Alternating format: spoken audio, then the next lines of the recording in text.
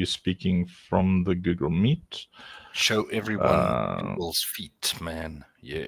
Share screen. Share screen. That one there. Share. Going to drop you down so they don't hear you double, Rob. Oh, he's muted himself. So that's fine then. Yeah. Make this thing full screen. I've got to share Google Meet then into Arena Social so they can hear. Rob, you mind doing a hello, how you doing on Google Meets? Hello. How you doing? Okay, let's see. I'm going to go to Google Meet. I can also give you a hey. There you got a hey, Me, hey. not B. It's not B. It's Robespierre. It's Roby. See, I'm gonna make that one. Oh, Spencer left the meeting. Oh, Spencer. Okay. Let's just. There we go. Oh, what is this now? I think you're sharing your screen. That's sharing your screen. Yeah, Robbie. Sharing. Oh yeah. I've got to stop sharing. Yeah. Stop. There we go. Okay. All right. Let's get to the mathematics. So, welcome everybody here on the weekly update, and everybody everywhere else who's watching. Just let me know in comments and stuff if you struggle to hear, what's happening. But okay, sorry, what do I want to do? Oh yeah, I've got to. There's a lot of things you have to thingy the thingies. Has anybody noticed this? Like all the thingies that require thingying to, get thingies thingily.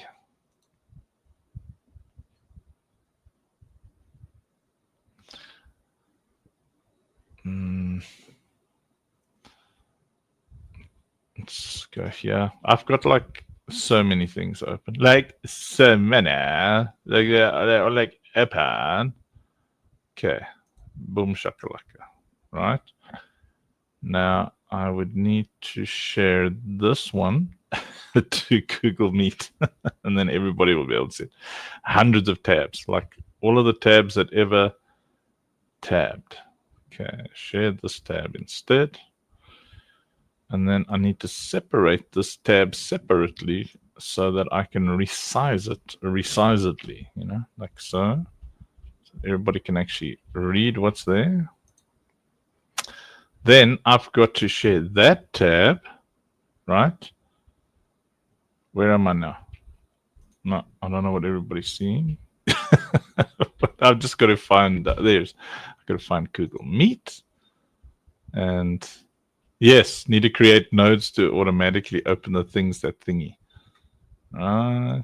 Is that it there? Yes. There we go. Okay. So the goal tonight for everybody is how to figure out thingily how what you own and what you own is worth in the strategy. So your goal is and I'm going to try and do this a little bit as simply and basically as I can. But your goal here for tonight is really just to be able to calculate, based on what you have, what are your potential earnings, and potentially what should you set as a goal to earn in the ecosystem.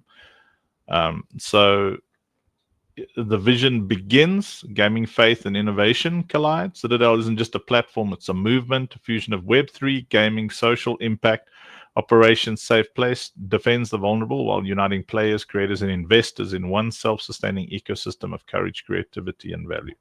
So we know what we're building. We know what we're excited about. We know what we're building. We know why we're building it. We came here to change lives, right? So the key to understanding all of it is its focus is altruistic by nature, and we want you, whether you're an investor or a player or someone who's just in the ecosystem, we want you to benefit and have your life changed financially by what we're building. So we want to build cool things. We want to have an incredible community. We want all of that. All of that has the purpose of driving the utility and demand towards you having your life changed financially, because we know that if we change your life financially, then as a community, as a gaming ecosystem, more people will come, because your testimony will bring a lot more people to the yard, and when more people come, because there's fun, there's community, there's abundance, those things, it's why people from all over the world want to move to America. Like, so politics aside, all that kind of thing, for me, financially, I'd say it's easier to live in South Africa than it is to live in the United States. But you've got more of a chance of succeeding financially in the United States than you do in South Africa. That was until now, because the internet is extremely powerful, and Web3 rips borders apart. What is it that separates nations? What is the border for? The purpose of a border is to separate ideologies. 1 second, please. Hey, naughty? No. Okay. So a border, any country. It's like, you got Canada and you got the United States of America, and to the rest of the world, you guys all sound the same. You all when you talk, you got the R's and you got the things. But there's a border there to separate the ideological belief system that drives that nation, the ethics, the morals, the views on religion and politics and war and whatever it is. There's a border there, and that internal ideology is what drives prosperity, or it drives freedom, or whatever it is. Now, most countries on earth don't have the principles that drive and support freedom. They don't celebrate free market economies, and nations that don't drive, support, and bolster free market economies, those nations always end up failing. So people will then move to nations where there are free market economies, where there's a rule of law. People, when we've built mega clans, we're very strict. We've got a lot of rules. And, we do it in real life as well. We build communities, very strict, a lot of rules. You can't just do what you like, say what you like. And then people say, you're restricting freedom, yet they want to be there. They want to be in our communities because they find that there's freedom and joy and fun. And they often do not realize that the reason that fun and joy and prosperity is there is because it's secure, and you can't just do what you like and say what you like, because that's our house, our rules, right? So if we create the safe place with the Citadel as a business model, are you keeping up? If we create a safe place with the Citadel as a business model, what happens is prosperity abounds, because if the rule of law is there, if the financial focus is on prospering the community members, if the games are fun, if it's fun to be in the ecosystem, even if you're not a gamer, if there are streaming tools and creator tools, the ability to launch your own NFTs, the ability to launch fun tokens on platforms that will be integrated, like the Pixpel apps, where things are accountable and transparent, and it also helps you as the creator with accountability and transparency, because I know many times you build so fast that you lose track. You've got sources of money coming in and people coming in, and you lose track and stuff falls apart. So you need the tools, the people, the things to help you build. Now, the vision is to create that borderless nation. It's called the Citadel, and it's It's got its own borders, its digital borders, its metaverse borders, where if you enter the Citadel, when you enter the Citadel, there are certain rules, and those rules determine and produce the factors and the atmosphere that drives community abundance, and those things are applied to psychological environments. Now I say it over and over, and psychological factors. Sorry. Now I say it over and over and over again. We do not believe. Well, I certainly do not believe, and I think in large part a lot of our team, in Web3 ecosystems that lack utility and demand. If they don't understand basic principles of sustainable business, then what they will do is they will fake numbers, they will fake utility, and they'll fake demand. So we got to work hard to make sure that we don't fake the numbers, that we don't fake utility, and we don't fake demand. So here's the problem. Billions are spent, players own nothing. Traditional gaming economies generate over $200 billion annually. Yet 0% of that value belongs to the players or early supporters. The Citadel reverses that equation by letting the community, not corporations, hold the keys to every world we build. So that's you. So the numbers that we share are not huge numbers in relation to what's happening out there. If we had to release Operation Safe Place Defense on Steam traditionally and work hard, and it's just 4 or 5 of us at the top, we would make our money. We'd each make $1 or $2 million, and problem solved. But that's not our vision. We're altruists, and so when you see big numbers, don't freak out. The numbers are big. Don't think this is too good to be true. The numbers in Web3 and in gaming, they are big numbers. Right, Citadel solution, unified Web3 gameverse that rewards belief, creativity, and play. So every token and item within Citadel works across multiple games. OSP, only believe, and beyond. This shared economy fuels infinite replayability, real value, and authentic social impact. Right? So here's the investor ladder. So this is what you can work out. Now, there's different ways to hold tokens. You can buy packs and get a particular worth of tokens. But if you are clever enough, or you were able to somehow get yourself a seat, this is how you work it out. So you got in early with if you got a game seat, so it's an OSP seat or a only believe seat or whatever other game is made. That means you're going to get 0.1% of the game net. So the game itself is going to make profit potentially. It's not what we focus on. Remember, we create the games as a driving mechanism for utility and demand. So our goal is not to make a profitable game. Our goal is to make a profitable ecosystem that drives utility and demand for the assets in the games. So the purpose of the games is to drive that player-to-player marketplace.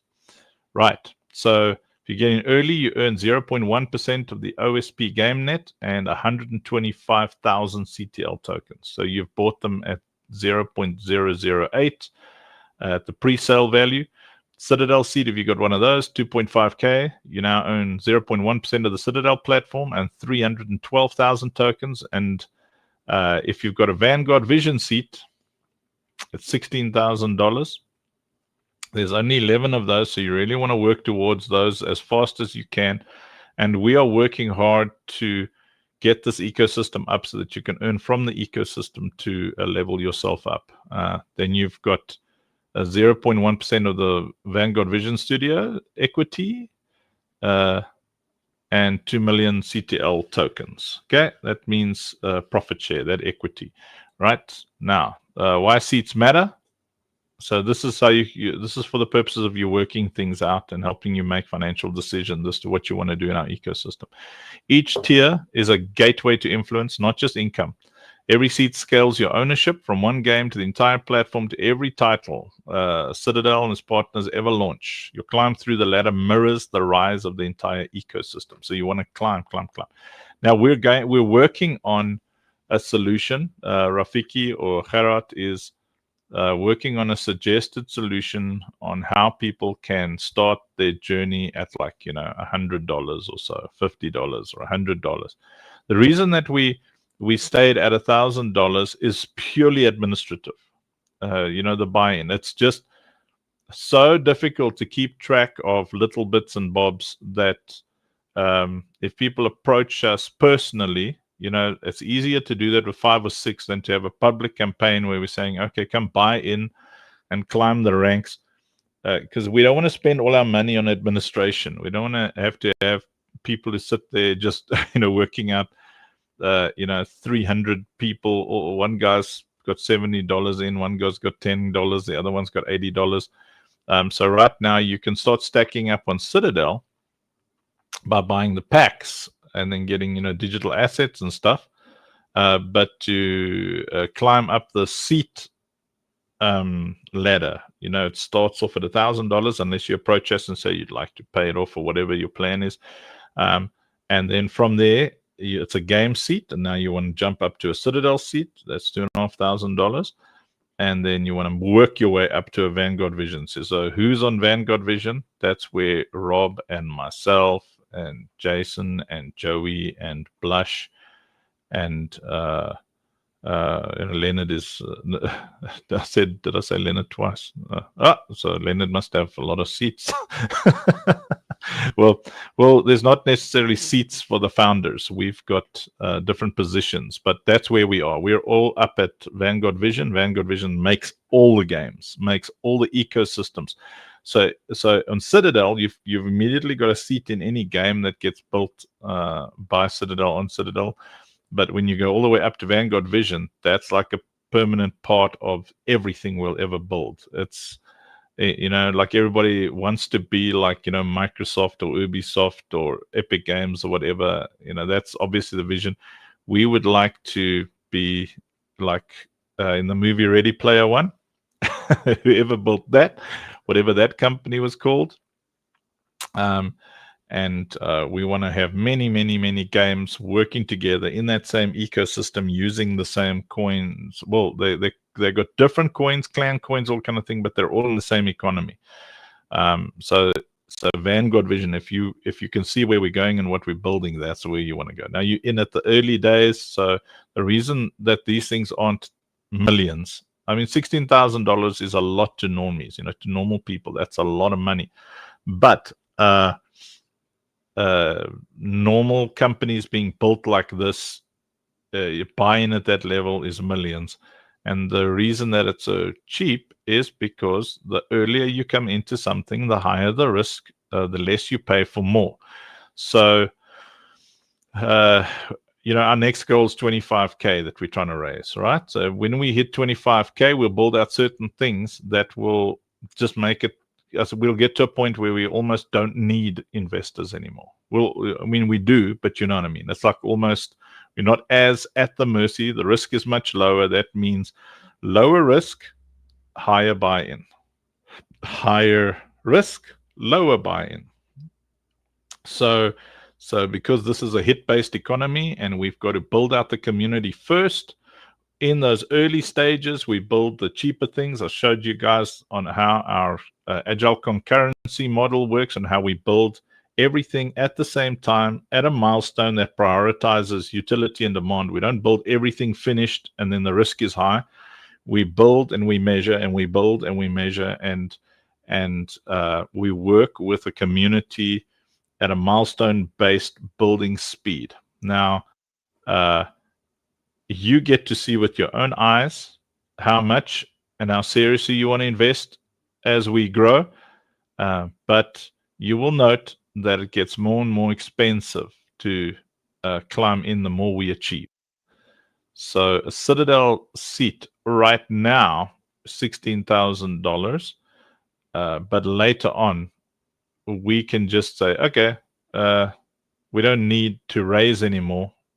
Whoever was in and helped us build, boom shakalaka, that's the kind of, those are the seats. And now after that, anybody who wants to invest does so via tokenomics and NFTs and stuff like that, because you're in now at the high risk point. it's significantly less risk than it was a year ago, or 2 years ago, or 3 years ago.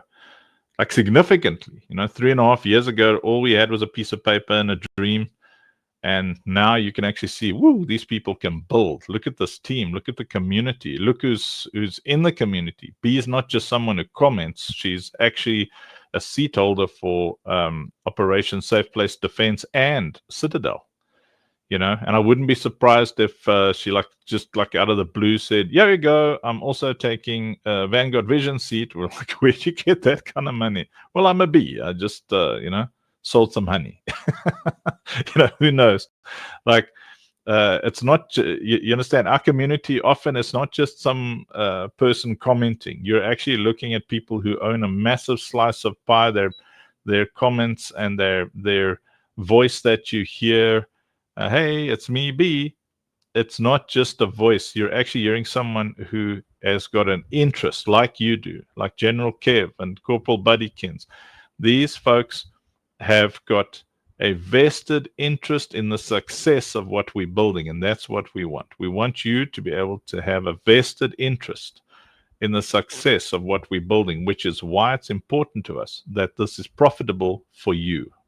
Okay, so you can start working out the upgrade path, so if you've got a game seat, then you can just add 1.5K and then you just upgrade to Citadel seat. And if you've got a Citadel seat and you work out 16K plus, it's a 16K minus 2.5, and then you've got you need another 13.5K to climb. And then maybe you want to take a game seat and a Citadel seat, add them together, and try and see what you need to climb up to a Vanguard Vision seat.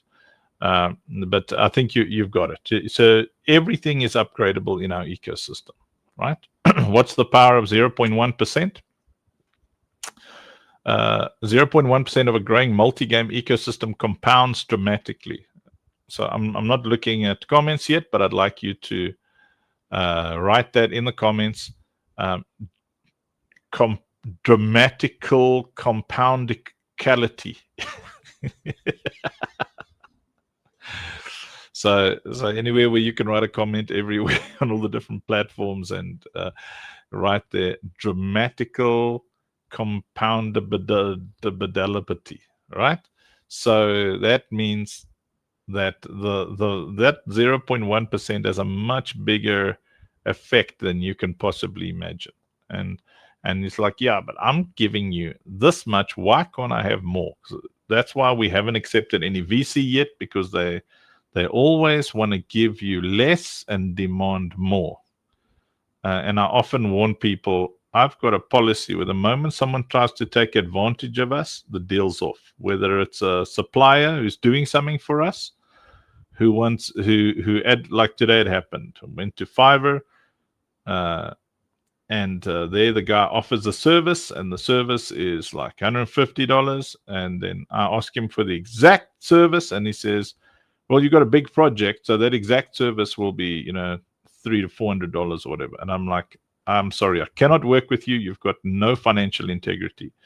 You advertise something at X and you try to then increase the price because you think I've got more money. It's not based on the product. It's based on what you think I can give you. So that is a lack of financial integrity. And we work the same way with VC. If we say it's $16,000 for 0.1% of Vanguard Vision, and someone comes and says, well, I'll give you cash, $14,000 for 1.3%. No. There's other people who've worked just as hard, and we need the money, but we don't need you, because we're not going to do that to people. What it says to me is that you're going to take advantage of our community, that you're more business minded, so we don't mind if you come and you say, listen, I want to take that seat, but because I'm in early, could we do something else as well? You know, could I increase a position over there, or could I do something over here, or because I feel like the risk is higher, could we talk? We can talk about that. But the moment we see you're trying to manipulate us and you're dangerous to the rest of the community, that you actually don't care about the community, you only care about yourself, we really just don't want you in our ecosystem. So it's important to us that you understand that this is a lot already.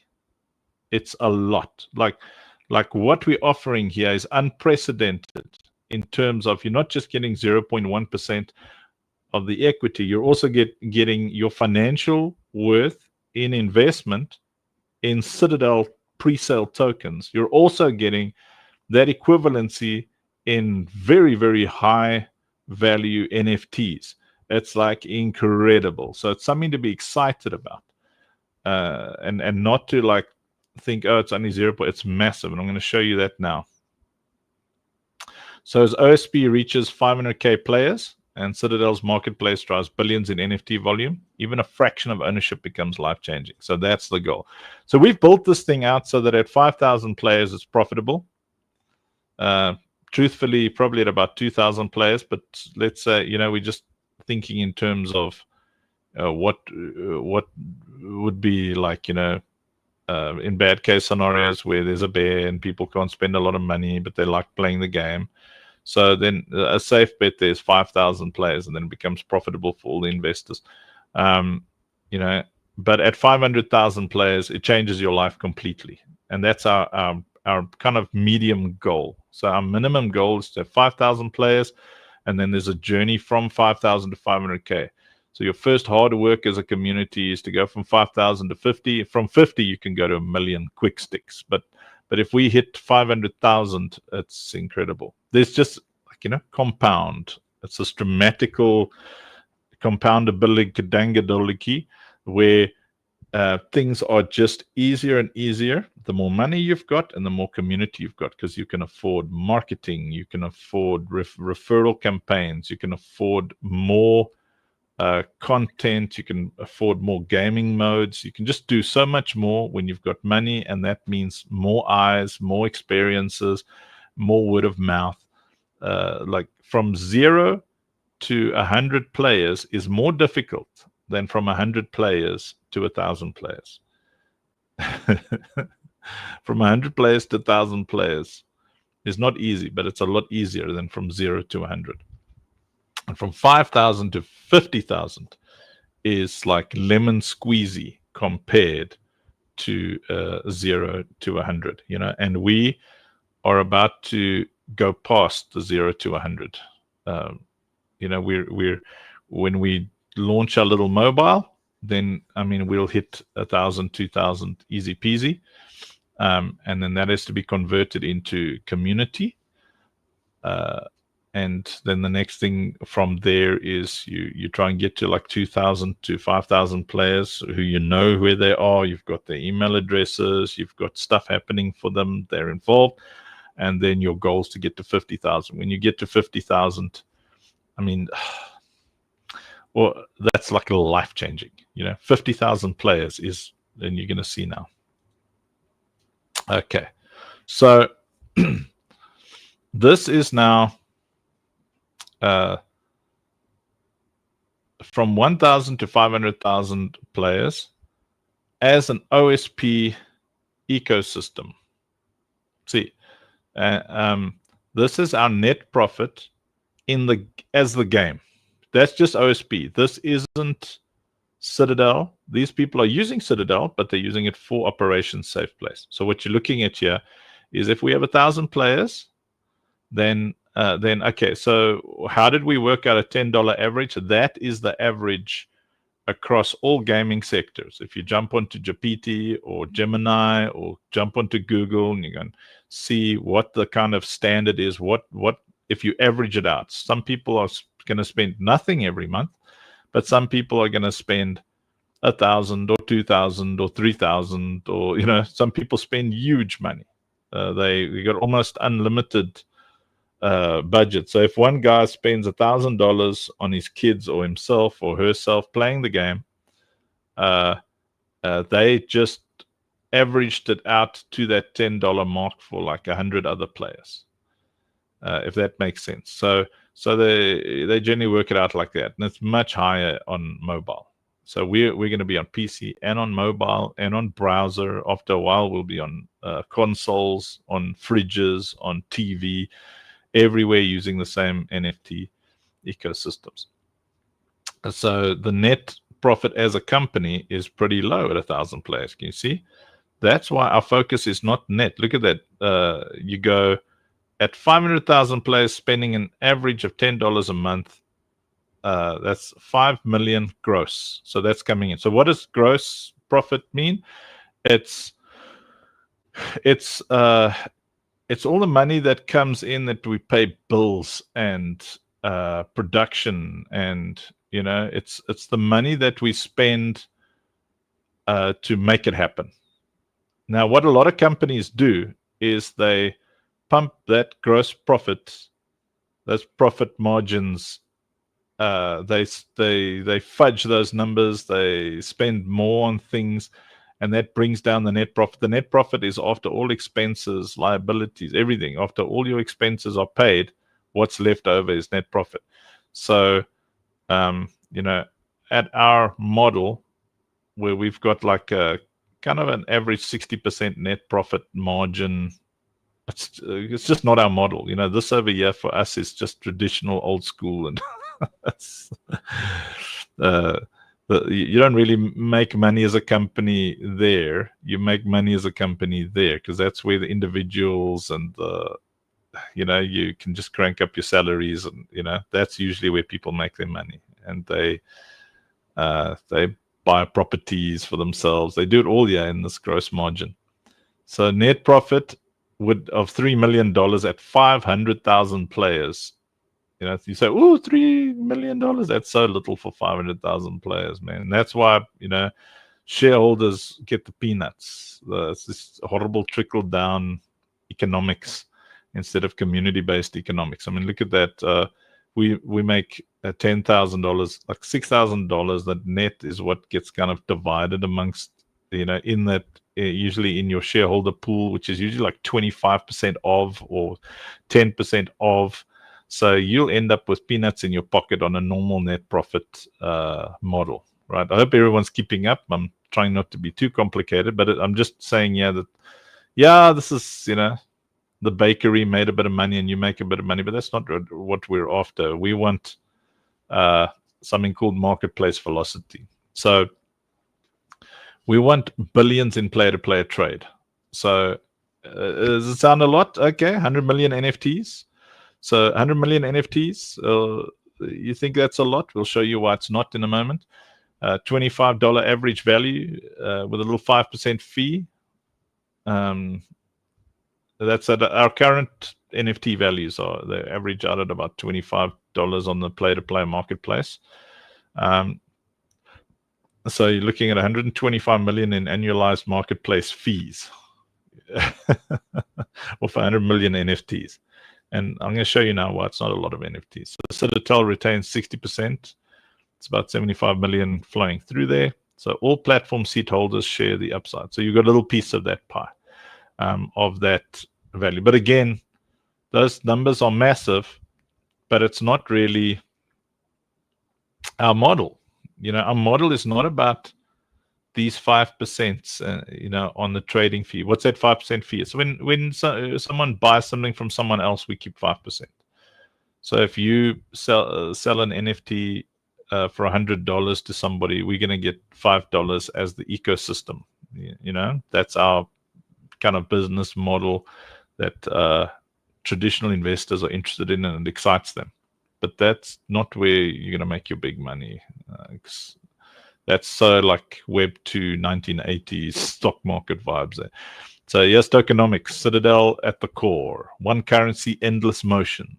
So CTL is the backbone of the Citadel economy. It's used for property, prestigious infusions, upgrades, marketplace trade. Seat holders get in at 0.008. So when we TGE, this deal goes off the table. And you ride the wave of growth across all worlds. So this is what you're after. You see, all the other stuff is backstops. The stuff I showed you now, which the complex mathematics of you getting 5% of 25% of this percent of that percent, which is your normal kind of Harvard / Princeton, mathematics, your Oxford stuff, where they set up a business and they've all got their masters, their MBAs, and their professorships and all that kind of thing. That's the model that they all use. They dilute until there's nothing left to dilute, and you think you're getting more, but you get less, and you just, I don't know if anybody's ever been in that world before, but you're like, I invested in a multi-million-dollar company, and I'm getting a couple of $1,000. And it looks right mathematically, but it's not right ethically. And you can do nothing about it.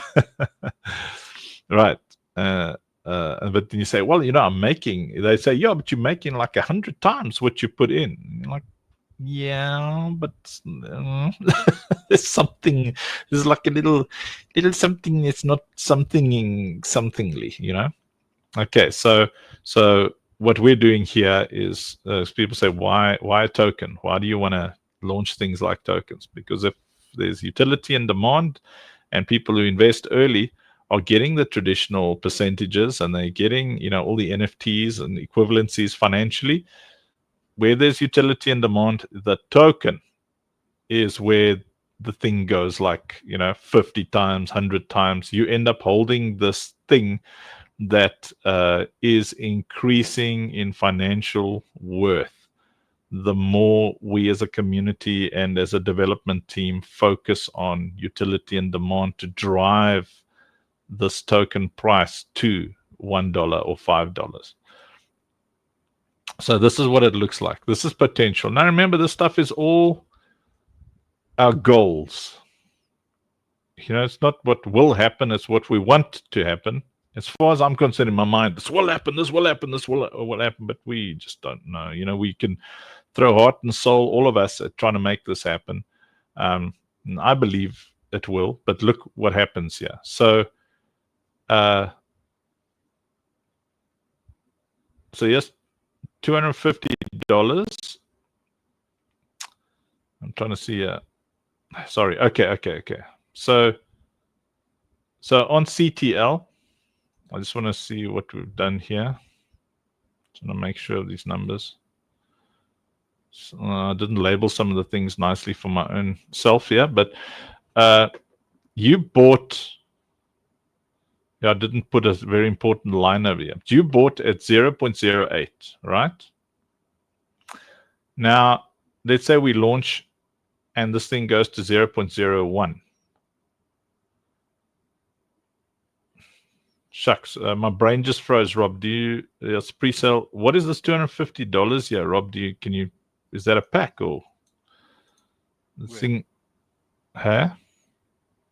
You're saying the future CTL price, 0.01. No, I'm just trying to check what this thing is here. These are packs that we buy. I wanted this to be seats. Oh, sorry. Here it is. It's in the titles. Okay, sorry. Yes, I had a total brain freeze. Okay, up here. It says game, Citadel, VVS. So that's what you got for your seats, remember? So you have a seat in the game, it means you have 125,000 Citadel. You have a Citadel seat, it means you start off with 312,000. So if a game seat and a Citadel seat, you've got 125 plus 312,000 tokens, right? Then it'll be the same. So if you're going to only believe seat, you've also got that equivalent. That's a game seat. So only believe and Operation Safe Place, you've got a game seat. You've got a game seat is either OSP or only believe right now, right? So that means that when you bought it, no, man, I'm still not understanding what I've done here. When you bought, what is going on? I don't know. I'm sorry, guys, I'm lost now in my own presentation. What is this? So I think what yeah, you were trying to work out here is it was based on the future price. So if the price is because pre-sales what 0.008. yeah, So if the token price is 0.01, yes, I'm just not sure the columns. The columns might have gone up. yeah, But I it says at the bottom there pre-sale cost basis 0.008. that's supposed to be on the Totals amount of people. seats. Yeah, Just so got a portfolio value. let's go here. I think this is the one. Okay. Oh, yeah. So thank you. Yeah. So you bought that game seat at $1,000, so it doesn't make sense to me mathematically though.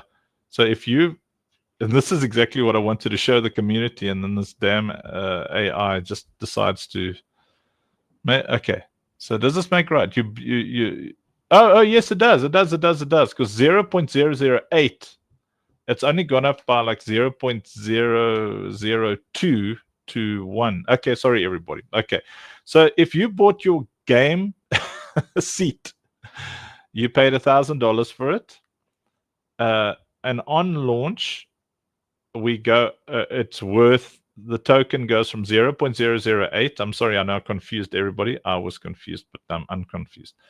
Thank you. The portfolio value. So this was the profit. You made $250 profit when it goes to okay. Yes, okay, we're okay. Okay. So when you bought it, like now you bought it, it launches, it goes to 0.01. Now your $1,000 is worth $1,250. Your $2,500 seat on Citadel is now worth $3,100, and your Vision Vanguard Studio that you paid $16,000 for is now worth $20,000. You see, so that's what this maths is supposed to do. So then it shows you the profit, right? So 0.1, you will have made. And that's the goal, So we get it from 0.008 to 0.01. Then you will have made $250 profit with a game seat, or per game seat. You will have made $625 profit per Citadel seat, and $4,000 per Vision Vanguard Studio. So if we manage to give the utility and demand to get this thing all up to $1, like imagine a Citadel being worth $1. It's like $124,000 profit off a game seat. Now, I don't know if we'll get there. Let's say we get to $10. You're still making $11,000 profit off a game seat.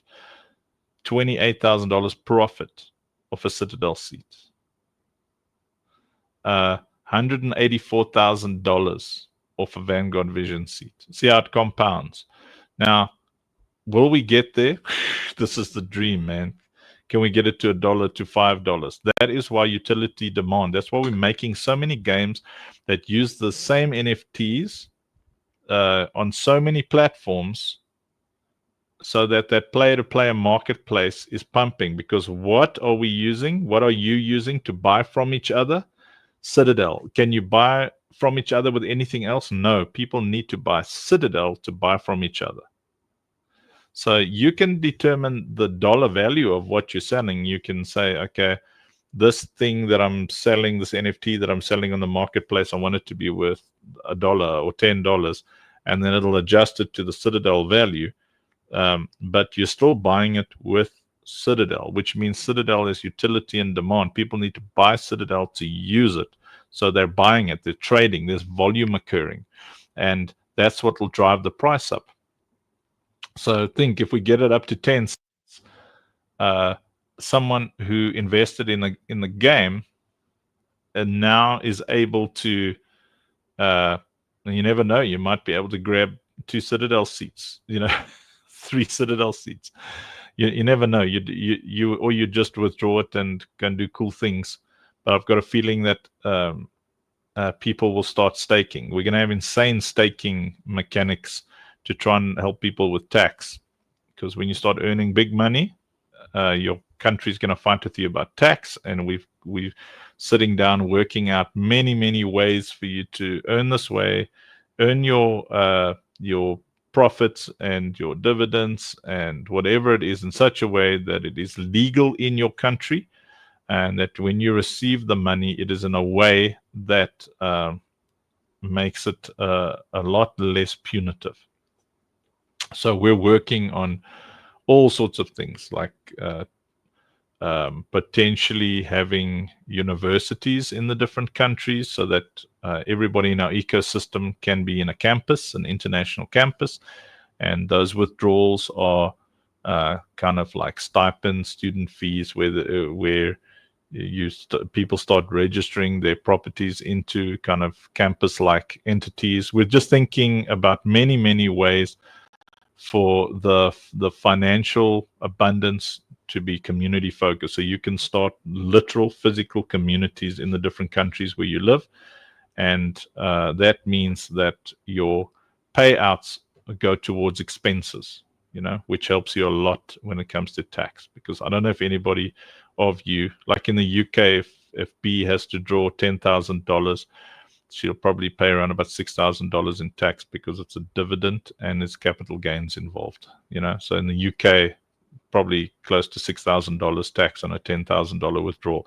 So we'll help you all. We'll really do everything in our power to be as helpful as we can across all the countries. Like in the United States and America, legally, if they view a NFT or crypto withdrawal the same way that they do securities. But you can also make a donation. So if you've got community living and campus focused strategies, you can see your money go a lot further with a lot less punitive tax implications. But anyway, I hope everybody is learning as we go. There's a lot you need to know when it comes to earning money, keeping money, and multiplying money.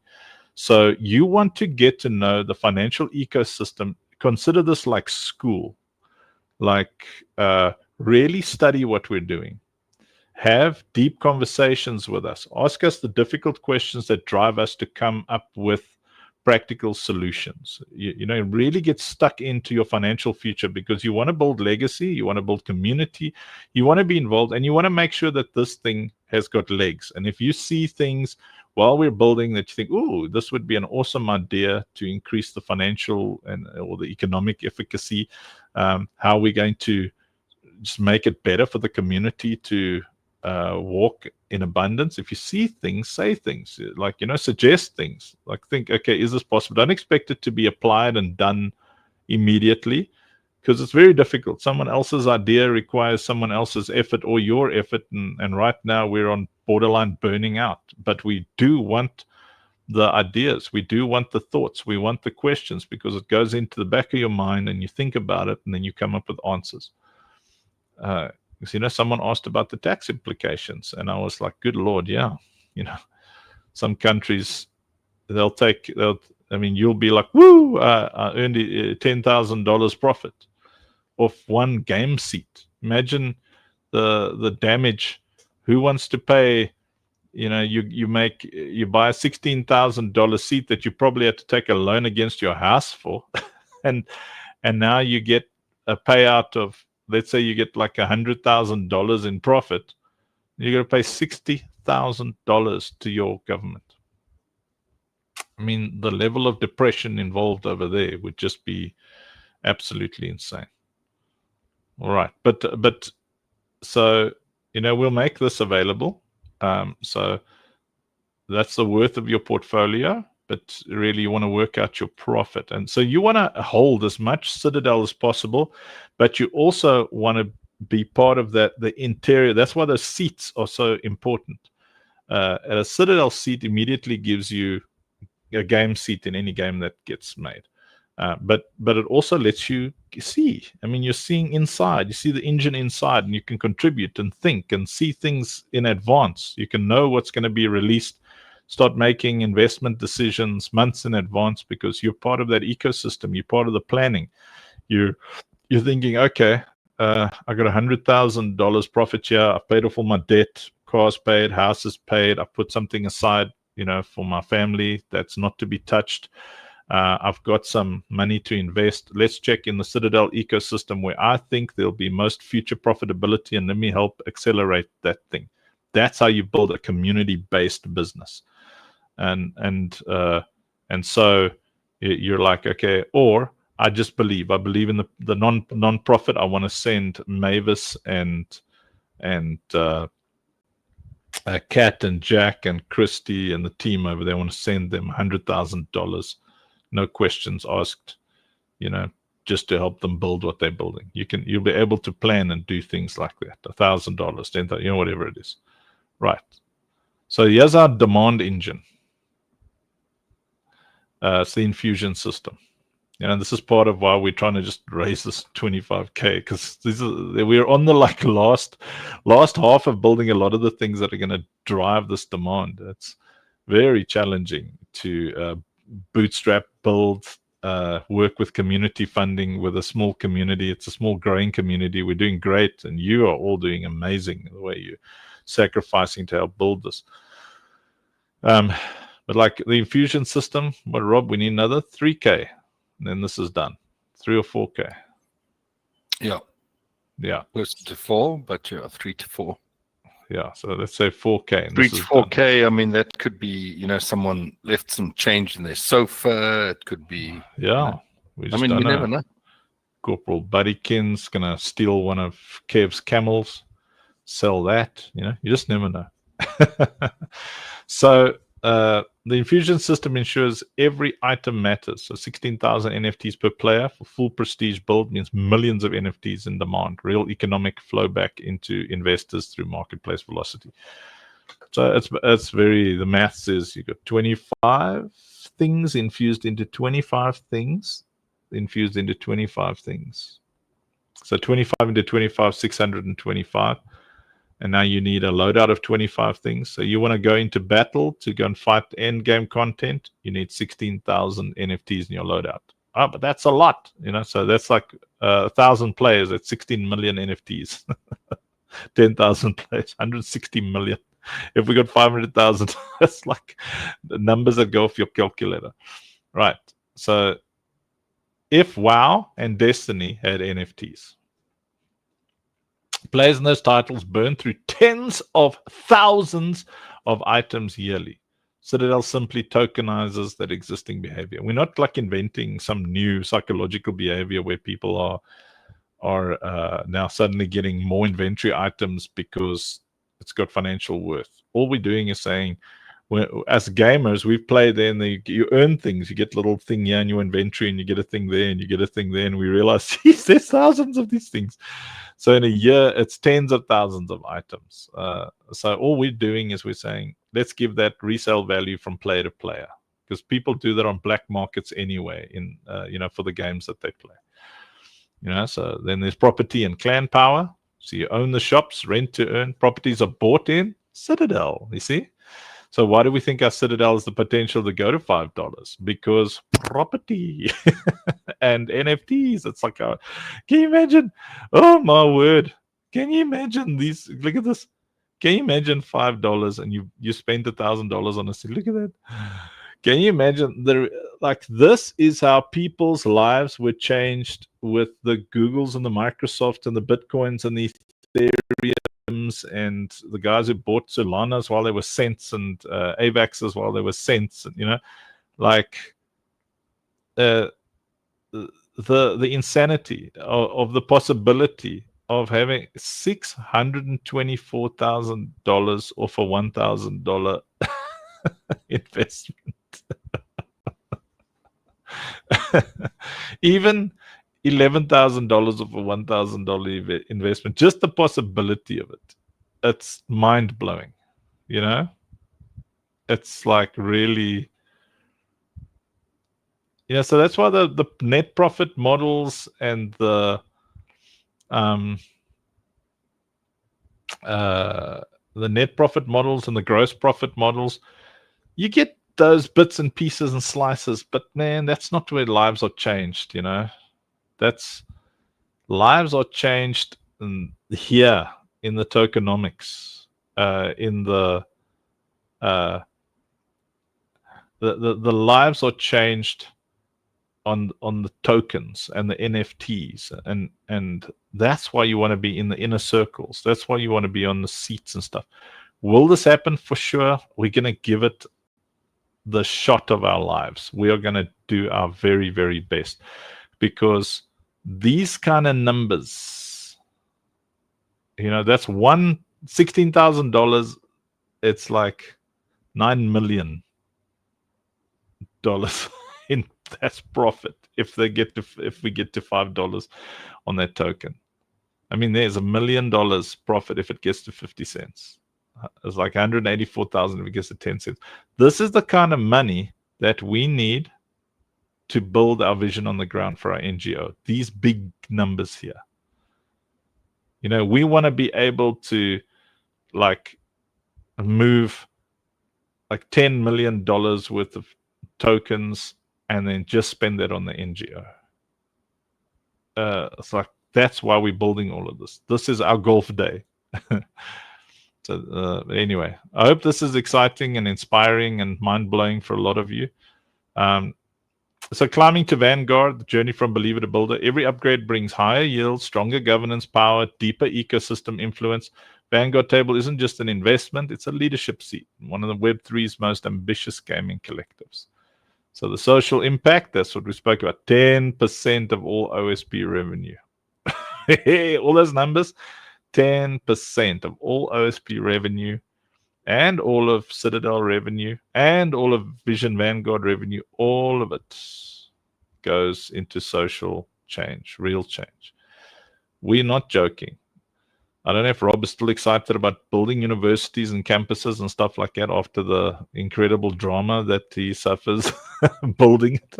Well, I think it's just about having the right team and partners there, Rob. Yeah. Just wants to play games. But we'll find the people who are passionate. At least we know how to make sure that they actually do what needs to be done there, Rob. We know enough now.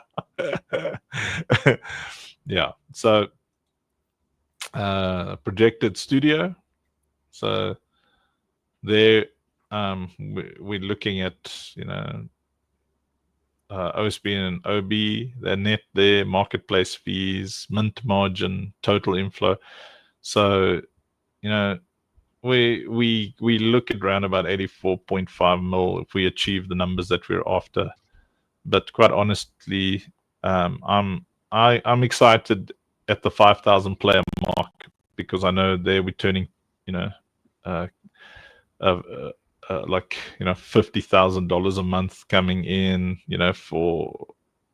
for development, and we can then use that to create the utility and demand to drive that massive token price and token volume that we want. So if we get like an 84 million inflow, good Lord, then I think we'll move that thing to 5, 10. I mean, the Solanas and the AVAXs and imagine getting to that point as a gaming ecosystem.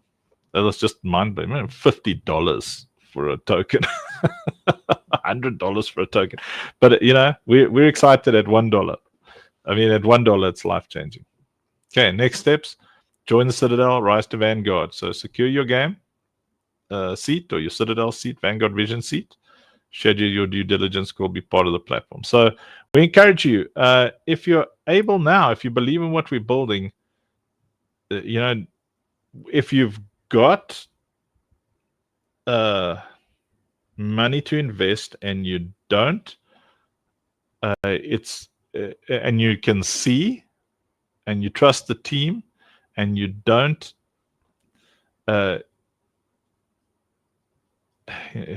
hindsight is regret, So, but you might say, look at all the idiots that invested in that thing and they only made a little bit of profit. I don't know. You'll have to use your belief, your own sense of vision, to determine, how, at what level you invest. But our goal today was for those of you who already invested to do the math on where it's going, and you'll have this thing to work out, because you can start out right at the beginning of the thingy to work out, I think we've got something somewhere that shows you that 0.1% is of a 25% shareholders thing, and like these seats there where you've got game net, net profit, that kind of thing. That's goodish money, but where the real money is in us making sure that we're building, we're cranking up that player growth across many games using the same NFTs and getting to a place where there's like incredible utility and value for the token itself, because that is what's going to drive the demand. The demand, the utility. Those are the things that are going to help us have these sustainable numbers. You can have an initial jump where it can go to like 10 cents, 50 cents, $1. We've seen that with other ecosystems, but they always dump. And then they'll go up and then they'll go down. And we'll definitely be in a casino, but we want to get to a place where the casino is bouncing around these $5 to $10 marks. And that really is about making sure that there are plenty of games built that use the NFTs, and that we're getting to these kind of numbers, 1,000 to 500,000 players, where the Citadel token has got the utility. So this $3 million net that we're making off, transactions, and we're making off selling things to the players is nothing compared to the player-to-player utility on the Citadel token. And that's why we're using a token. That's why we're going the token route, because if we want you as the community to prosper, we've got to build something that is available to the community. And what's available to community, the easiest, most transparent, and most community-driven level is NFTs and tokens. Great. Whew. Happy to answer questions. Very good and very nice. Minor hiccup on the profit versus portfolio value slide. My brain just froze because I didn't see the bold for some reason. Yeah. It's funny, and I'm it's bold. I asked it for make it bold, and then it did, and then I was lost there. She says very. General Kev says, I can see so many people with great potential. All they need is the tools to thrive and evolve. Citadel provides those tools. Absolutely. We'll have to live for something that gives us drive and something of real value to work towards. I'm just reading the comments. Let me have a look here on see if there was anything there. Cat Rose says, I've been listening. It's going to be awesome. Nice, Cat. That's fantastic. It's fantastical. Dramatical compounder Berket is going to recreate the Citadel for real, bricks and mortar. We do. That's what we want to do, Kev. You're going to walk to Elon's house, kick his daughter. Yeah, once you get gamers interested in a game, you can't get them to stop even if you wanted them to. Cool. Who's this? General Kev. Go for it, Kev. Speak. Open your mic. Say the things. Okay. Good evening, Funkites. Funkites, get it right. Yes. Okay. Uncle Funk, good evening. Thank you for a fantastic presentation. Wonderful. Absolutely wonderful. I'm very excited. I'm not particularly looking at the figures, although they are exciting. What I'm looking at is the vision of what is being created here, the vision of the people that turn up every night to the Funk Show, the people that ask questions all the time, the people that are interested in every aspect of what is being created here. Uncle Funk, can you answer me a question now? Yeah. I've heard that within the game, and you know me, I'm a visionary. I always look a month or two ahead, 6 months ahead, year ahead. But I've heard you mention that in the game itself, in the Citadel, I do believe it's clans will be able to create their own NFT collection. Can you tell us a little bit more about that, and what does that NFT collection actually do? Yeah, nice question. So currently you're buying NFTs on the marketplace, and they represent turrets, and you've seen that in action, right? You've seen how you've got it in your wallet, and then when you're in the game, you see, ooh, there it just appeared in my inventory. So those NFTs are studio NFTs. They come from Vanguard Vision. They come from Operation Safe Place. We created those NFTs, and you can see them as turrets, right? Now, soon, there'll be another NFT that some of you already hold, the Doksuki, right? That's not a studio NFT. That's a creator NFT. That was created by Joey's community, the Doksuki community, and launched on the Citadel for use in OSP. Now, again, right now, all we're doing is turrets. So soon there'll be an NFT for guns. Soon there'll be an NFT for vehicles, for characters, for ecovants, for jackets, for shirts, for helmets. Soon there'll be NFTs for mechs, all that kind of thing. Now, you as a clan might want your own range of turrets. You might want your own range of guns, helmets, jackets. So then what you would do is you would come up with a design, for that NFT that is above, it appears above the turret, and it affects the colors of the turrets. And in some cases, at a certain level, you'll actually be able to design your own mech. At a super clan will have the power to do that, because that would be a slightly more expensive NFT, but then it would launch. So you would work with our team, depending what it is. In some cases, you'll just use AI on our platform, and you'll just say, crank out General Kev clan turrets. And then boom shakalaka, there's your design, and Bob's your auntie. You can see all of the turrets in your design. And now your clan, you can choose. Either only your clannies can buy those NFTs, or you can make it open to the public. So you could have like a launch, you could do a mint, and because you've built the super clan with 10 battle groups, you've got like 1,000 people in your ecosystem, which is bigger than most NFT communities. You've now got these turrets or battleships, or even just jackets that they wear in game. You launched this thing, they're $1 a pop, or $10 a pop. There you got $10,000 as a clan.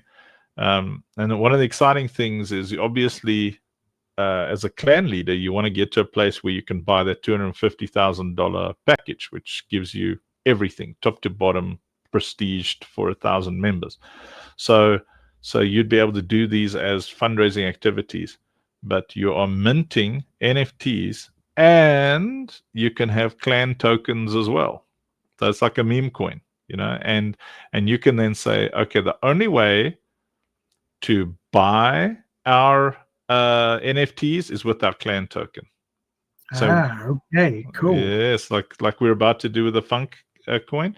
So the only way that people will be able to buy the Funk land and the whatever the Funk weapons that are coming, that kind of thing, will be with the Funk token, and that is what you'll experience. So the most profitable thing that you can do is be in a clan and run a clan, have a clan. Fire teams will be able to do the same, but people who are good at building communities are going to make huge money. Okay, and obviously, so that's sort of a clan brand then, and as you sell them, that would create money for the whole ecosystem, correct? Yeah, absolutely. It drives the demand for the Citadel token, because now those clan items will appear on the play-to-play marketplace for Citadel. So they might have been. So let's say if you had a clan, what would you call it? No idea. Task force or something like that. Yeah. What did you call it? Casco? I mean, no idea is not a. I was going to say no idea is not a bad idea for a clan. But let's say, what did you say? Cascore? No, task force. Oh, task force. Okay, right. So let's say you got a task force token. Now, what's exciting is you're only able to buy task force NFTs with that token, and now, like Enjoy wants to start the 1-2 clan. So you've got the 1-2 token inside there. It's got incredible utility because the only way people can buy your NFTs with your token. Now you've got another way to make money because you launched that token at 0.008 or whatever you decided, or you had a pre-sale to all of your clannies, and you said, okay, collect these things because I'm about to launch the task force mech, right? And the task force mech is going to cost 50 million task force tokens, and now suddenly you as a clan, or you as General Kev who started the clan, or whatever it is, if you decide to set it up, you can have a dictatorship, you can have a democracy, you can have a cooperative, whatever way you want to do it. There will be different contracts. You can immediately have profit allocations out to your community, whatever it is. You can launch that thing, and how we benefit is when people start listing, your clan starts listing those NFTs on the player-to-player marketplace, because that's where it gets bought and sold for Citadel. Yeah, I'm really excited to see this, roll out. It's certainly something else, and I don't know whether you saw my post in the comments on Arena while you was doing the presentation. I think you'd be quite surprised at how many people will join purely for the metaverse experience and the virtual land ownership. Because what I've experienced over the past 6 to 8 months is when people are looking for virtual land ownership, there is very little in utility in other projects. There's very little reason for people to buy land in those other projects. There's nothing driving the rarity of them, for instance, whereas this has got that perfect model, even if you're not really a gamer like myself. I mean, you've readjusted me. My brain has changed. I'm back into that gaming mode a little bit now. I wasn't before. Excuse me. Excuse me a minute. Yeah, frogs. Yeah, drink some water, cough loudly. No, my chest is playing up, and I've got blooming migraines and everything. Wow. But no, I used the game years ago, and then I went out of it. I found it boring, repetitive, too time consuming, with no result to it. But when I looked at this, and when I got interested in what this was all about and looked at the game, I thought, well, I'll have a go, and now I can't wait for map 2 to come out. I'm stoked. I'm really psyched up for that. I'm ready to get that gaming pad, kicking smoke off, and obviously I'll be doing some little demo videos and such like to encourage some of my friends to pop along. So yeah, really excited about it, Funk. Thank you for everything you're doing, and Rob and everybody behind the scenes that is working so hard. Thank you. Man, this is all I've wanted to do my entire life. I know Rob, I think when there's money, Rob will enjoy it more. But I think, hey Rob, still loving it. I guess so. I guess so. Yeah, man, we are. I tell you, listen. If you've got hundreds and you want to work towards these seats, just reach out to us. We are burning money to get to that first phase of utility and demand. The pressure is like, I'm like, Well, can I yeah. just give an example of how I've done it? Because I'll be honest, when I came on board, I just bought some Funk tokens. Simple as that, because I didn't understand the platform. As I grew with the platform and got more involved with the community and such like, we started looking at a seat. And you were very, very kindly at the time helped us along the line. I don't know whether you can do that now or not, but you allowed us to take half a seat just to get us our first foot on the ladder to working up towards that. And like I say, that was a great help to us, a fantastic help to us, because we just simply couldn't afford it at the time. We wanted to get on board, but we simply couldn't afford to. Where are we now? I've got a Citadel seat. Corporal Buddykins has got a OSP seat.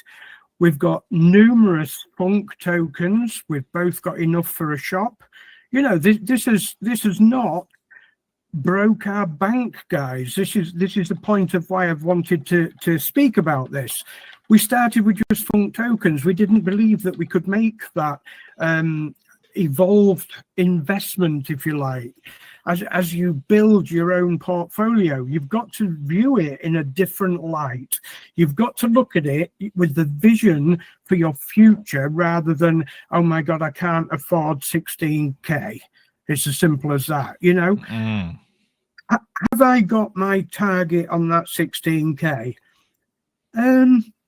Maybe. It is a long haul. It really is. But if I've made it from 2,000 Funk, I think was my first purchase, Funk tokens. If I've made it from 2,000 Funk tokens to what I've just explained, what my portfolio is now, there's nothing saying that I won't reach that Vision Vanguard seat. Well, I mean, if we look at this picture over here, there's so Buddykins has a game seat, and you have a Citadel seat. If we jump from 0.08 to 10 cents, oh my! That's right. Like I say, I try not to look too much at the figures. Nobody can ignore the fact of what's happened over the last 5 years, but we try to ignore that altogether. When we're looking at a completely new, and like I say, we're looking at OSP and Citadel, we're looking at integrating Web3 into it. And I've said this in our last call, Uncle Funk, what you're doing for Web3 is outstanding. This is what Web3 should be about. Real utility. Well, it's about time. Without the rubbish that we saw, we wouldn't have come up with these answers. I think because, myself, Rob, Jason, we are extreme problem solvers. Yes. Like the more problems you've got, the easier it is to come up with the perfect solution. That's right. Yeah, so we wouldn't have had this model if we built in the crazy days, before we got here. This model that we have is a response to what we have seen. So if we didn't see other people fail, and because a lot of them didn't come up with these kind of models because it wasn't needed. There was just such crazy casino money that people didn't. So we have sat down and made a concerted effort to say, okay, well, how do we move that token price? Because the token, man, how important is a token, and why should we work so hard on its utility, on its demand, on its inherent value? Why should we work so hard to move that compound effect? Because it's like a country having its own currency. Like we're a country, and we are able to. Okay, this was I had a great conversation with someone, because this is like a Web 2 person who was explaining to me what we're building, and I had such a mind-blowing revelation. The guy said, listen, the best way you can live is to either earn pounds, euros, or dollars, and live in a country where those euros, pounds, dollars go a lot further. So you've got a lot better quality of life with that money. So you experienced Morocco. You saw like the difference in the life you could lead there with the same money that you have in the UK.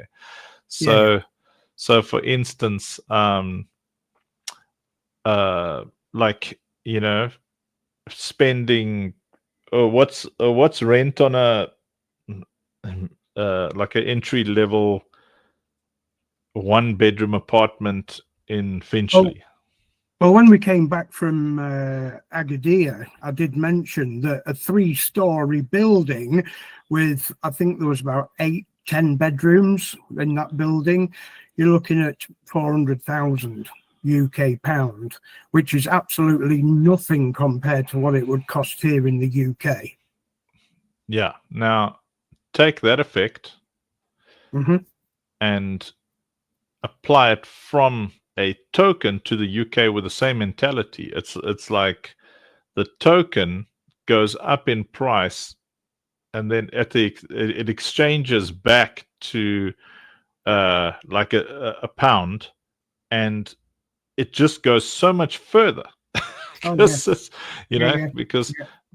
the work involved, you got so much control. You can actually, we're not like at the mercy of these external factors that we are in our countries, where, you know, like 1 rand is almost 20 rand for 1 pound. It must be, or maybe it's more. I don't know if anybody knows. Like rand to pound, it's crazy. Like the South African rand to pound, it's like $18. It's like crazy. So I can't control that. I don't have any effect on that. You know, maybe one day, if and when we take political power, God willing, you know, we'll be able to create a ecosystem where we've got some kind of semblance of control over the rand, dollar, rand, you know, pound value, but we don't have any control of that. Guess where we do have control over it?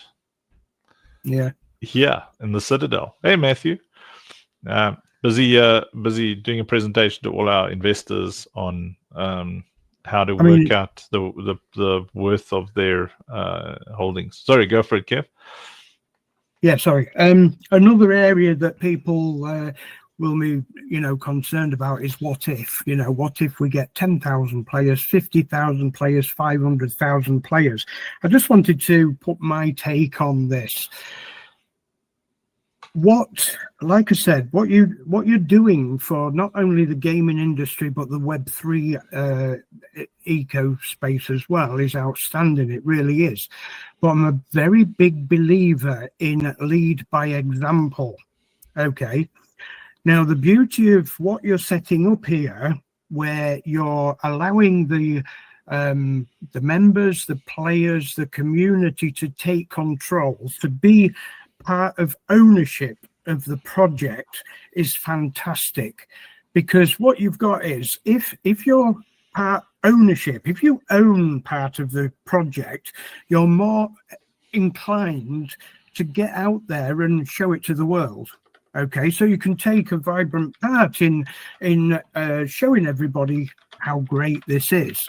So I have no concerns about whether we're going to get 5,000, 50,000, 500,000 players with that mental mindset of lead by example. Because like I say, if it was the other way, where there was just a small community, a small office of owners and developers that we only see once a month, that's where the trouble lies. Because the community, the members, the players don't have really any say, and they don't have any incentive on getting out there, because what are they getting for it apart from a game to play? And this is the big difference. This is what I love about the Citadel and OSP. And I just wanted to share that with the community, with all the viewers, because, you know, it's about the vision. It's not just about the game. It's not just about the metaverse. I do love the fact that the land ownership is, well, what were my words in the chat box? Gold dust. If only people understand why, the mechanics behind it, you know, for what is relatively, and you said this yourself, Funk, it's relatively a small investment compared to what it would have been with, you know, one of these big Microsoft, Apple and such like. To get to such a place as a seat holder, you'd have to invest significantly more than what you're asking here. You know, but the return, the potential returns on what we'll get here, based on what you're putting together, is wonderful. It really is. That's awesome, man. I'm loving it. So exciting. I'm very excited. I was thinking while you were talking about how people can grab you know, smaller seats and stuff. Hey, Joy.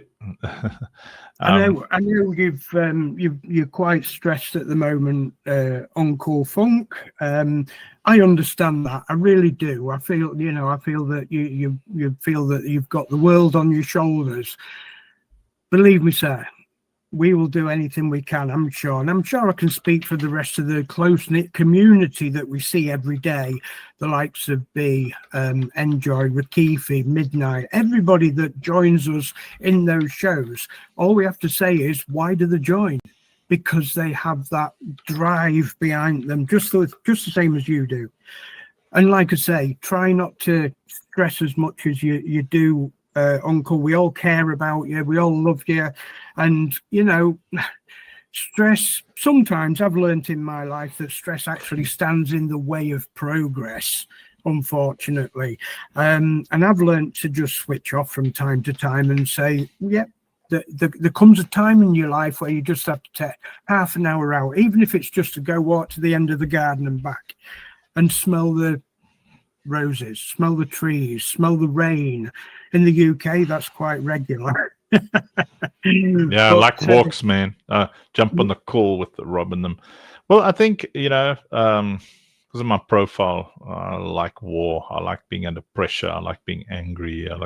It's a good drive. I must admit, it's a good drive, and I do respect that. I do appreciate that. But yes, I do accept your thing. I'm trying to be a bit more relaxed. But yeah, you know, like we got to get this thing done. I think we can really.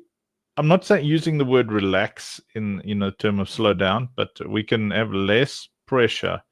There's 25K to go, you know, 25K, and then I think it's about balance. You know, I feel the war drive. I feel and I see the pounding of the drums from you. Yes. Uncle. Yeah, I do. We all see that online. You know, it's great. It's fantastic. And I know that's what you've done to get to where you are today. You know, and that's fantastic. And I know it'll. We're here. Tipping point. We're like here, Kev. Absolutely, we're like absolutely. just at the tip. Just that last shove, push, bite, scratch. You know. Exactly. That's it. But enjoy the ride, Andrew. Enjoy the ride. You know.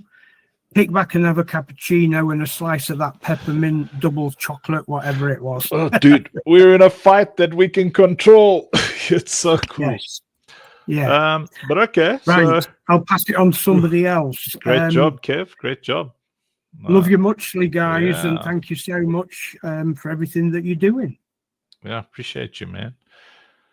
We've got 20 minutes to go. If anybody else has got questions and stuff, you can just put up your hand, or the pressure of the scam is real. Yes, absolutely. Enjoy. So Rob, yeah, I was thinking, well, Kev and I saw some of the comments where people were keen on GDP, saying people are keen to start the journey lower, which would definitely help, you know. How do we effectively, we would have to have a document of some sort there, Rob, for people to come in and start their journey at like $100 or $50, you know, up to those seats. Yeah, I think People in the past and currently, like, depends on the half seat or the seat, and they say, okay, they'll do it over, a couple of tranches. I mean, we can definitely one-on-one with those individuals that are interested. Yeah, just reach out. If you want to start the journey and you don't have like $1,000, like we're in that position now where I think we've got a bit more admin, and it helps us a lot. 100 here, 500 there, 200. It's just bumps it a bit. This, we can pay that.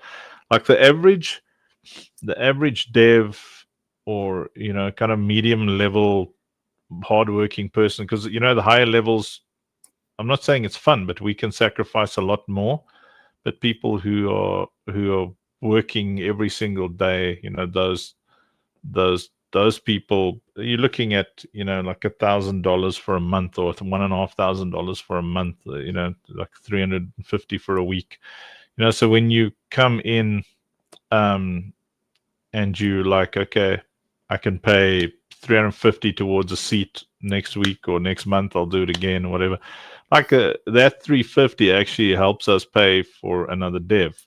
Now you're like, oh, why do you guys move in such small steps or whatever? We don't want a vulture capitalist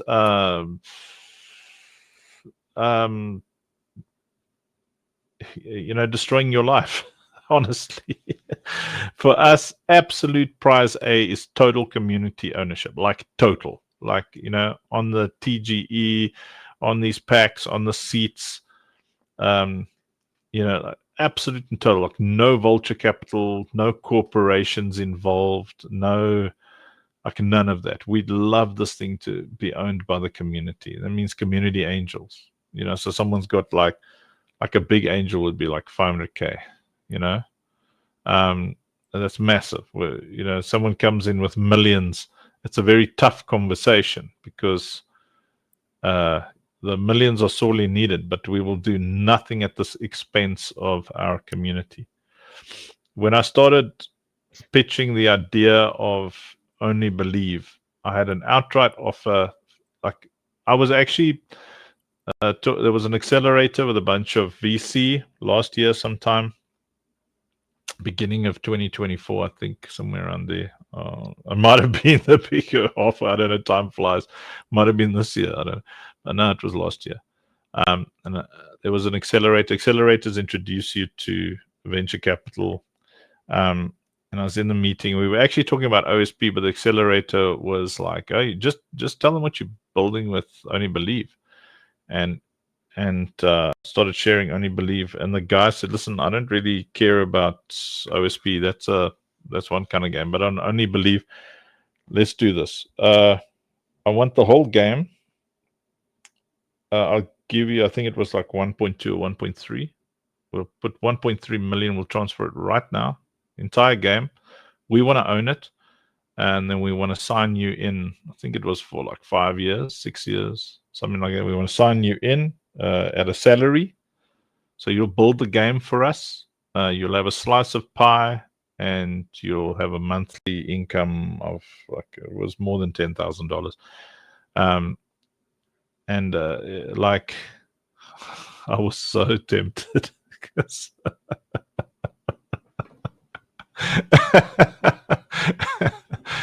that would have paid off a lot of the land for the NGOs. One shot, you can carry a lot of NGO for 100 for 10. I don't know. It was more than 10K. I can't remember now, but it was really a lot of money every month. It was whatever 200,000 in a month, and I just I felt in that moment like, I've had dreams where I see the devil, and then he's never a dude with horns. It's a guy in a suit. He's got dark hair. He's wearing a nice fitting suit, and he's always got a suitcase of cash with him. And I felt like that in that moment. I felt like, I'm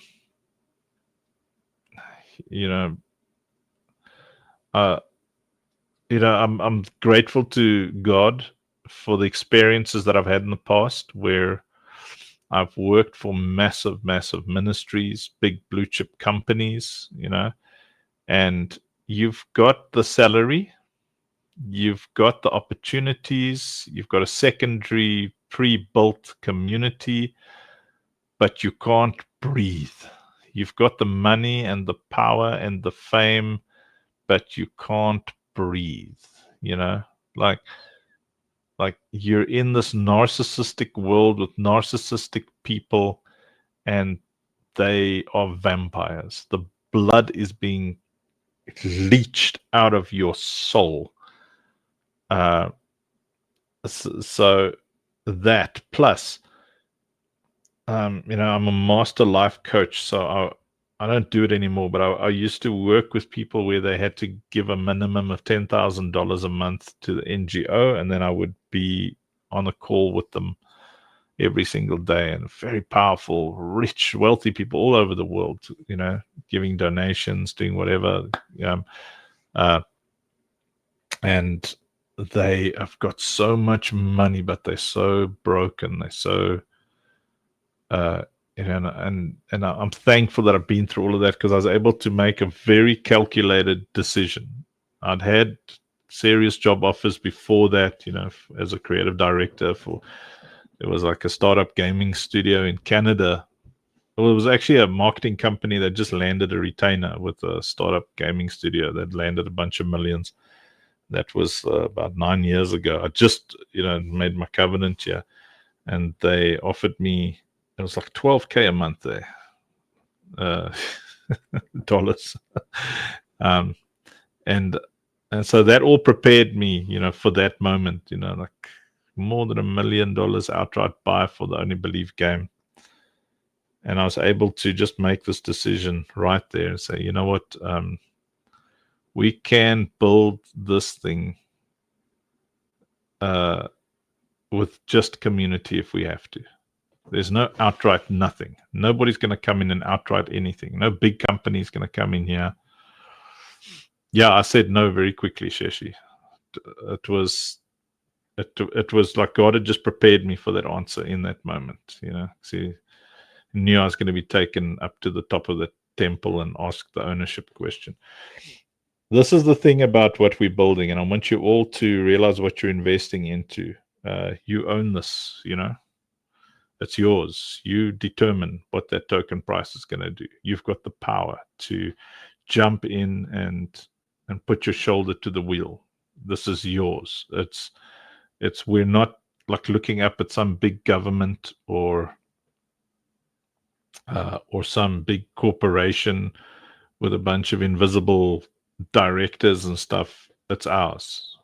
We own it. We're pushing with pennies, but it's ours.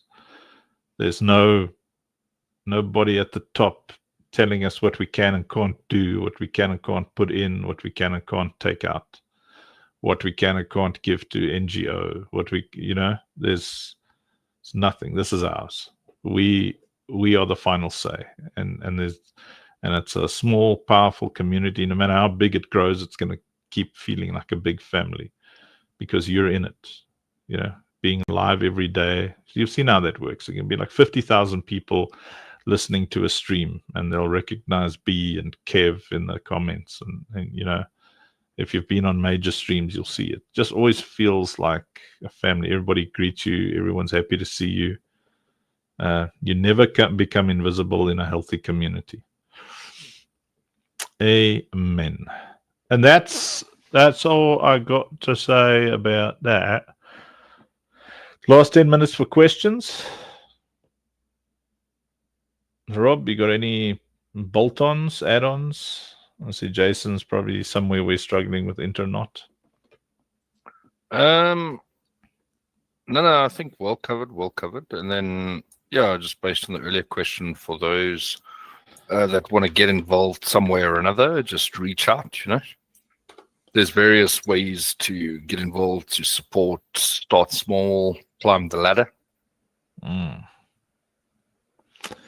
Various ways and means. Yeah, so reach out, man. You're not coming in saying, oh, you know, I don't have a lot of money. We need you. We're grateful.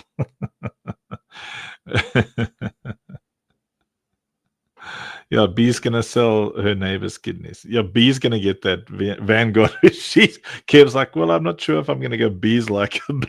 Those wings just started going.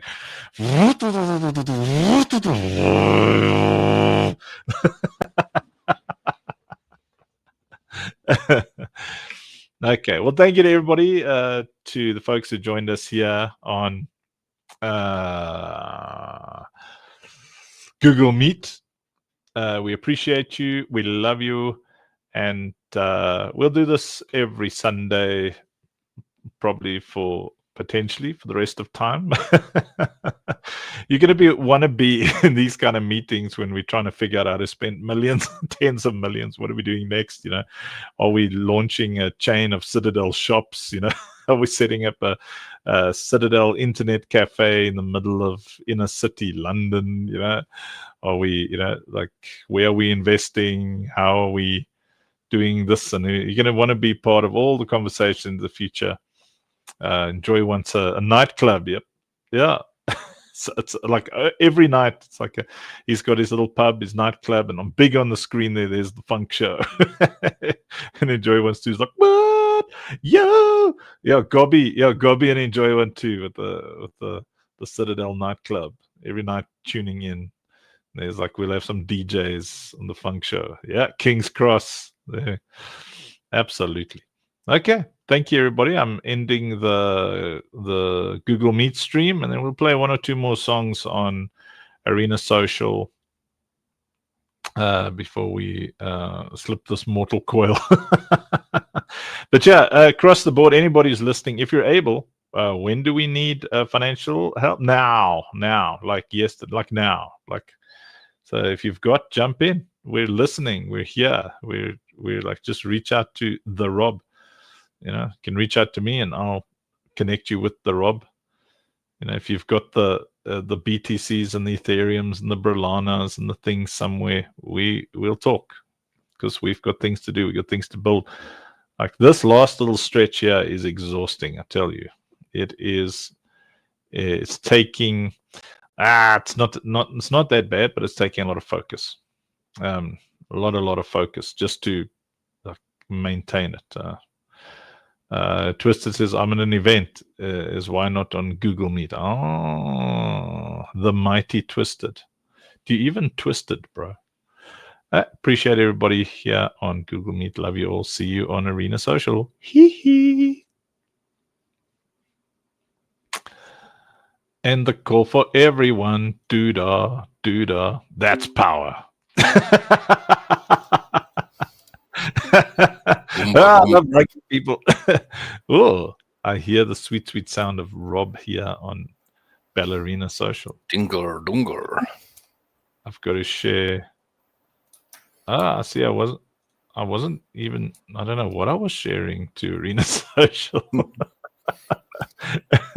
Sure, it was something, Yeah, there was a summon there. Something there. Shared. Oh boy, let's go. Feel alone, and the lights grow dim.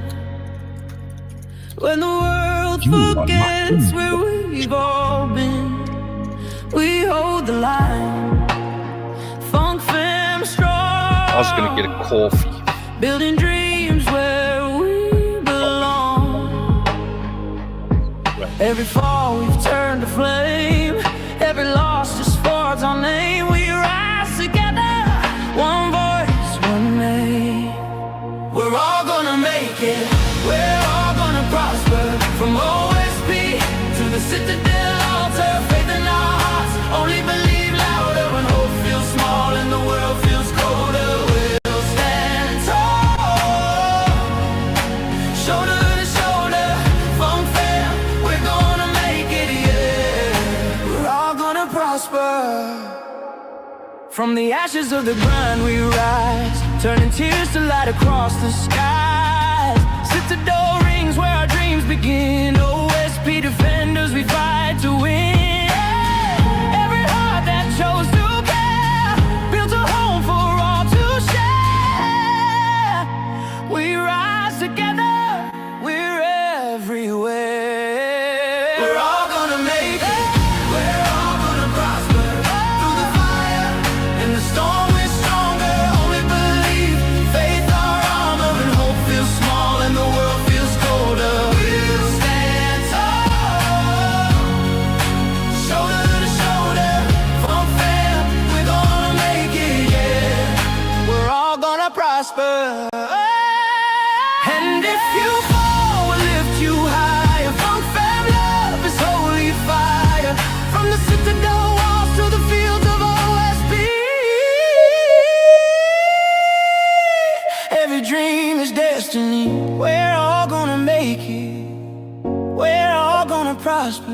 From the grind to the glory, we honor the Father. Hope and courage I forever offer. Feels gone, and the night grows longer. We'll shine on, together stronger. Oh, yeah. We're all gonna prosper. We're all gonna make it. Funk fam strong. We're all gonna prosper. Keep holding on. From OSB to the Citadel. Only believe our song.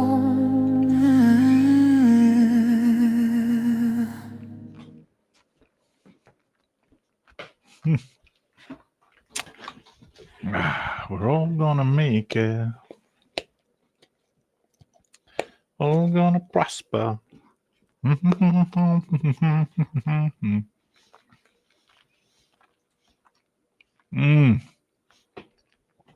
Danny V. I think you've already sold Uncle Dick's kidney to be in Overcomers.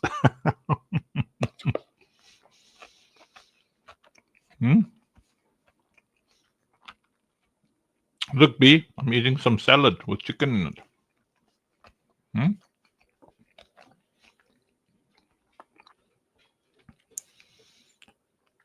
Salad is nice.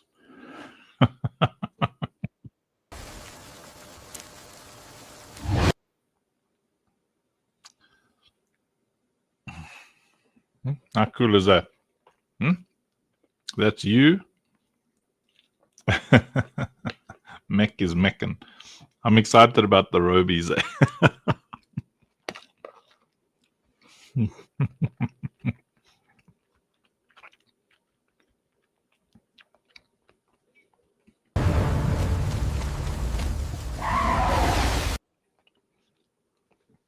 Yeah, that's what a soulbound looks like. That's you.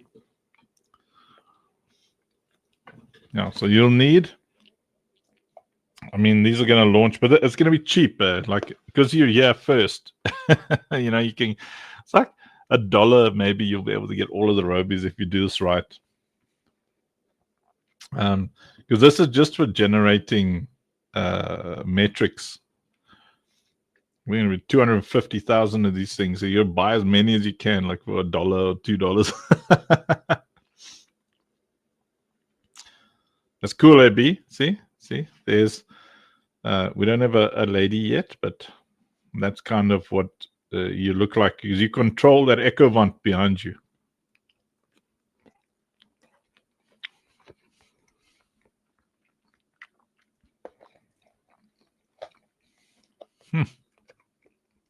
Very cool, huh? I need to make a Katsuyuki music video or something with this imagery. This stuff is too cool.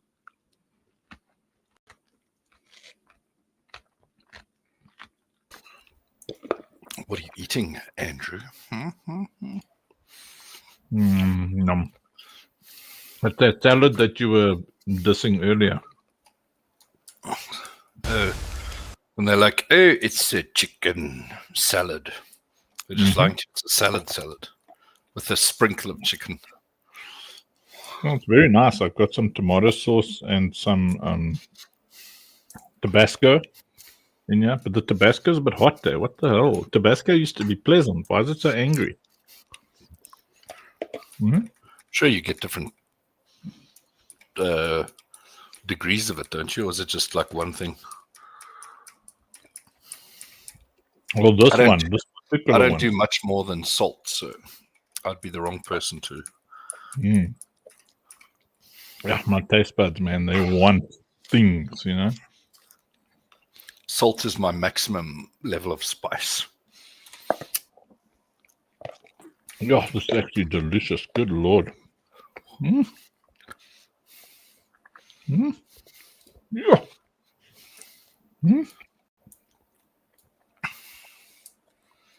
We're all going to make it. We're all going to prosper. There's a lot of money to be made if we do the TGE right. Jeez. Yep. Well, good. There was some progress with I saw with Big Spell and the Say discussions. That's good. Don't know. Well, in the group, some activity.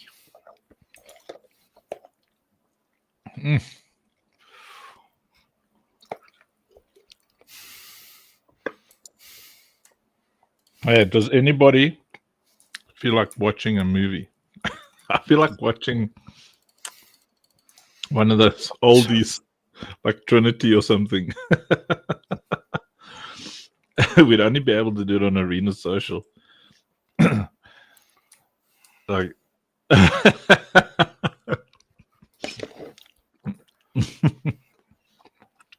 well, let's say goodbye to everybody else. Don't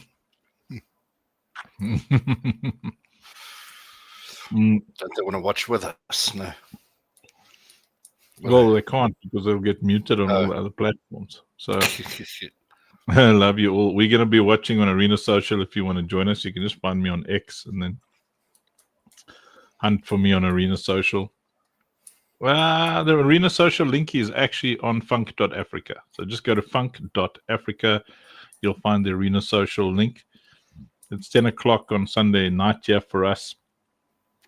We've been working hard, so we'll continue working in the background, but I definitely want to watch a funny movie now. We're going to try and find, like, maybe I love me them spaghetti westerns.